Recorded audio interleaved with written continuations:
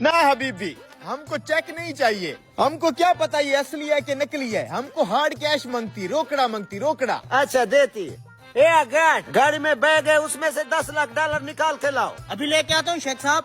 जब तक वो पैसा लाती तुम चाय पीती, जिनके हाथ का चाय। लजीज। शुक्रिया अजीज।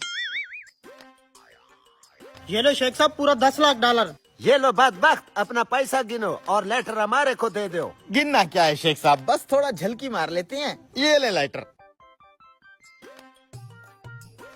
शेख साहब डॉलर पूरे ही होंगे। अब से ये लाइटर और ये जिनी आपका हुआ। जब दिल करे लाइटर जला के इसको निकाल लेना। अभी तो वैसे ही निकला हुआ है बाहर। ए जिनी इधर आ, इधर आ। आज से तू शेख का गुलाम है। अस्सलाम वालेकुम। अभी तो शेख बड़े बड़े ख्वाब देख रहा होगा जिन के। थोड़ी देर में इसे पता चलेगा कि ये जिन है क्या चीज। 10 लाख डॉलर, अपनी तो जिंदगी सेट है। जल्दी से निकल लेता हूँ। है जिनी। जी मेरे आका। मैं एक दुआ दे रहा हूँ, या अल्लाह उस बंदे को कभी भी रिस्क की तंगी न देना, और उस बंदे को अपने घर की हर साल अपने घर आने की तौफीक दे और अपने घर की ज़ियारत नसीब फरमा। जो ये बंदा इस वीडियो को 5 दोस्तों को शेयर करेगा, लाइक करेगा और कमेंट्स में अल्लाह लिखेगा, या अल्लाह उस बंदे को कभी भी रिस्क की तंगी न दे, कभी भी किसी का मोहताज न करना अपने अलावा। सबसे पहले तो वो 10 लाख डॉलर उस आदमी से वापस छीन के लाओ जो मैंने तुम्हारे लिए उसको दिए हैं। फिर मेरे लिए एक लग्जरी सा बहरी जहाज भी लेकर आओ, उसके अंदर डिस्को क्लब लाजमी होना चाहिए। फिर बड़ी पैरी हो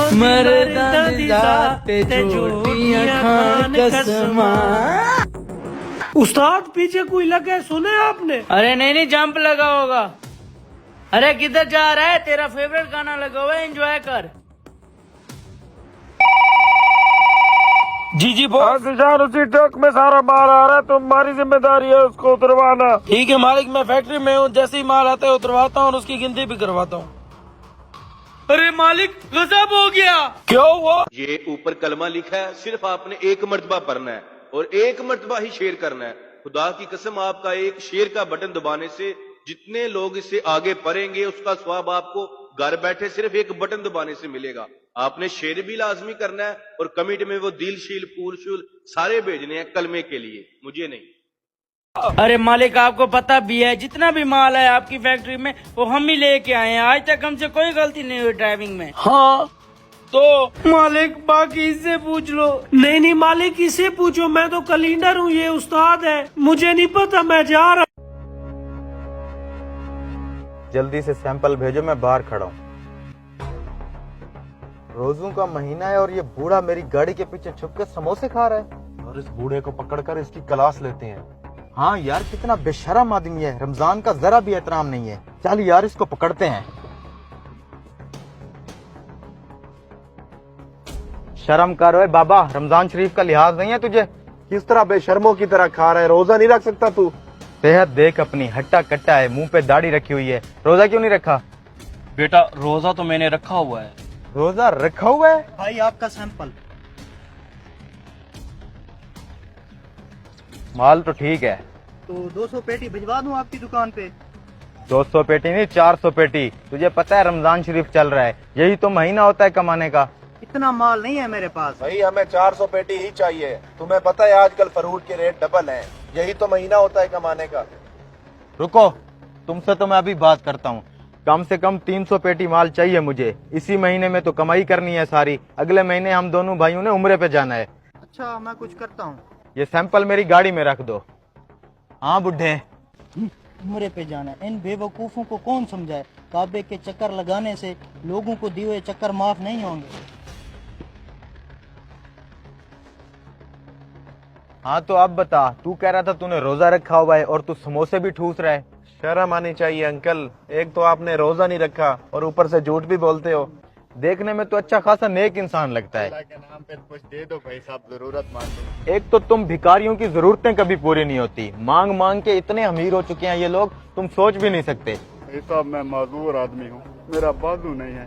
अल्लाह जानता है मैं वक्त कैसे गुजार रहा हूँ, कुछ मदद कर दें। और भगाओ यार इस भिखारी को यहाँ से। भाई मैंने इफ्तारी करनी है, मेरे पास पैसे नहीं है, कुछ मदद कर दें। ये लो भाई, ये समोसा रख लो, इसके साथ इफ्तारी कर लेना। अल्लाह तुम्हारा भला करे साहब। चलो कुछ तो फायदा हुआ लेक्चर देने का, इसने अपना समोसा तो दे दिया। अच्छा बूढ़े, तू ये बता, तूने झूठ क्यों बोला कि तुमने रोजा रखा हुआ है? बेटा, मैंने रोजा ऐसे रखा हुआ है, मैं झूठ नहीं बोलता, किसी पे बुरी नजर भी नहीं डालता, किसी को गाली भी नहीं देता, किसी से बदतमीजी भी नहीं करता, किसी से हसद नहीं करता, किसी का दिल नहीं दुखाता, मैं हराम का माल नहीं खाता और किसी के साथ धोखा भी नहीं करता। मैं अपनी जिम्मेदारियाँ और फर्ज ईमानदारी से निभाता हूँ। मुझे मैदे की बीमारी है, ये दवाई मुझे 3 टाइम लेनी पड़ती है। डॉक्टर ने कहा दवाई खाने से पहले कुछ खा लिया करो, इसलिए मेरी मजबूरी है, मैं पेट का रोजा नहीं रख पा रहा। ये थी मेरी कहानी। अब आप दोनों बताओ, आप रोजेदार हो? नहीं अंकल, असल रोजेदार तो आप हैं, हम तो बस भूखे रहते हैं और खाना नहीं खाते। हर गुनाह के पीछे शैतान नहीं होता, यही बताने रमजान आता है। सिर्फ भूखा और प्यासा रहने का नाम रोजा नहीं होता। अपने किरदार को भी रोजेदार बनाएं। वीडियो अच्छी लगे तो शेयर लाजमी करें। चौधरी साहब का ऐलान है, जो बंदा ये सारे आम एक साथ खाएगा उसे मुंह मांगा इनाम दिया जाएगा। इतने सारे आम तो सिर्फ वकास ही खा सकता है। ना भैया ना, अगर खाना होता तो मैं सारा खा जाता, मुझसे मीठा इतना नहीं खाया जाता। मान गया मैं आपको चौधरी साहब, इस बार आपने मुकाबला सोच समझ कर रखा है, इतना सारा मीठा तो कोई नहीं खा पाएगा। हाँ बे गंजे, तू खा पाएगा इतने सारे आम? तू तो मीठे को मक्खी की तरह चूस लेता है। नहीं भाई साहब, मैं नहीं खा सकता, क्योंकि ये आम बहुत ज्यादा हैं। भाईजान गंजे को छोड़ो, जुबैर भी तो आया हुआ है, इसने एक बार मीठे की पूरी देख खा ली थी। हाँ बे, आपस में क्या खुसर पुसर कर रहे हो? लगता है कोई माई का लाल नहीं है जो ये मुकाबला जीत सके। ओए चुप कर चौधरी के चमचे, अब बात इज्जत पे आ गई है। ये सारे आम मैं खाऊंगा, लेकिन मेरी एक शर्त है। अपनी औकात में रहकर बात कर लड़के, बोल तेरी क्या शर्त है? मेरी कोई इतनी बड़ी शर्त नहीं है। मैं चाहता हूँ ये सारे आम खाने के बाद चौधरी साहब मुझे अपने कंधे पर उठाकर घर छोड़ाएं। ये कैसी बचकाना शर्त है? चौधरी साहब, इसमें आपका ही फायदा है। मेरा फायदा? वो कैसे? अगर ये मुकाबला जीत भी गया तो आप इसे बस्ती वालों के सामने अपने कंधे पे उठा के जाएंगे, तो ऐसी आपकी इज्जत और बढ़ जाएगी और इस बार इलेक्शन आप ही जीतेंगे। क्यों चौधरी साहब, हमारे जवान को देखकर आपकी हवा निकल गई है? हराम खोरो, कह लगाना बंद करो, मुझे इसकी शर्त मंजूर है, देखते हैं किसकी हवा निकलती है। हाँ ठीक है, अभी पता चल जाएगा। मुझे तो इस बात की समझ नहीं आ रही, कंधे पर उठाकर ले जाने के पीछे क्या मकसद है? जुबैर बहुत समझदार बंदा है, इसमें जरूर इसकी कोई साजिश होगी, देखते हैं क्या होता है। अबे गेंडा तो 420 की स्पीड में आम खा रहा है, इस तरह से तो आम 2 मिनट में खत्म हो जाएंगे। चौधरी साहब, आप तसल्ली रखें, इतने सारे आम कोई इंसान एक साथ नहीं खा सकता।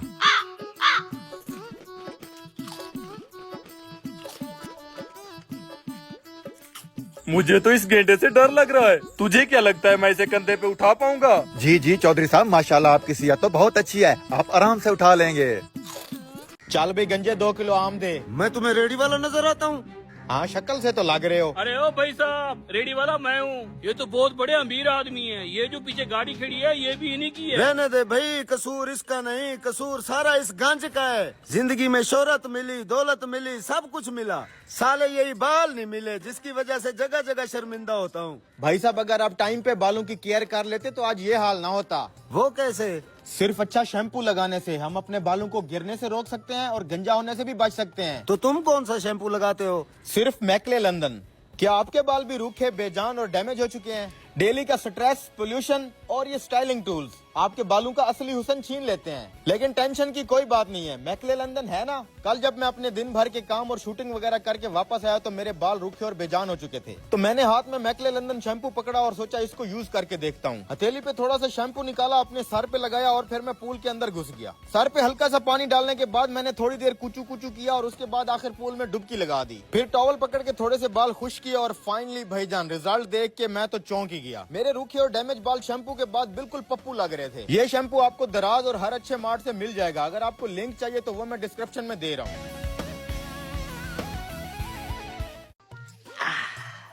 नाश्ता ले आओ लड़के, मेहमान उठ गया है। अब जाके देखता हूँ सलाब की क्या पोजीशन है। एक तो ये अब्बा का मेहमान गले पड़ गया है, नाश्ता करा के इसको 9-2-11 करता हूँ।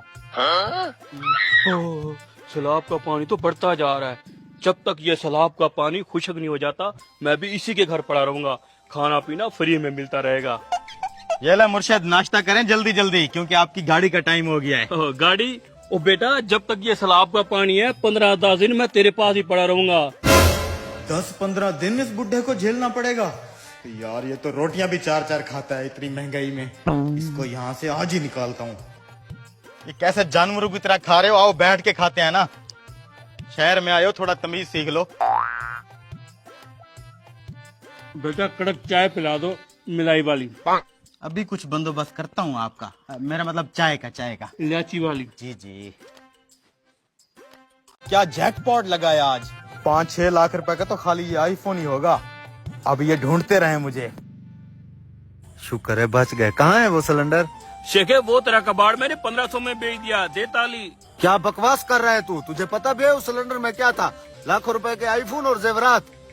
अरे क्यों कर रहा है मजाक? लाखों के जेवरात और आईफोन सिलेंडर में क्या कर रहे थे? अरे भाई, सुबह इनकम टैक्स वालों ने रेड किया है मेरे घर। उनसे माल छुपाने के लिए उस सिलेंडर में डालकर उसे मैंने तेरी दुकान में भिजवाया था। उत तेरेगी, वो तो मैंने अभी अभी लड़के को बेचा है। कहाँ गया है वो लड़का? इस तरफ गया है वो।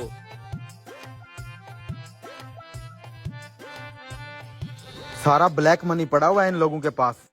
अरे भाई साहब, आपने किसी लड़के को देखा है जिन्हें भरवास होने का सिलेंडर उठाया हुआ है? मिल गया मेरा सिलेंडर। और ये रहा तेरा चोर, साले ने कपड़े भी बदल लिए हैं। मैं दुआ करता हूँ जो बंदा इस वीडियो को दिल से शेयर करे, अल्लाह पाक उसकी तमाम मुश्किलात को आसान फरमाए और अल्लाह पाक उसको अपने घर की और अपने प्यारे महबूब हजरत मोहम्मद सल्लल्लाहु अलैहि वसल्लम के घर की बाबरकत हाजिरी नसीब फरमाए।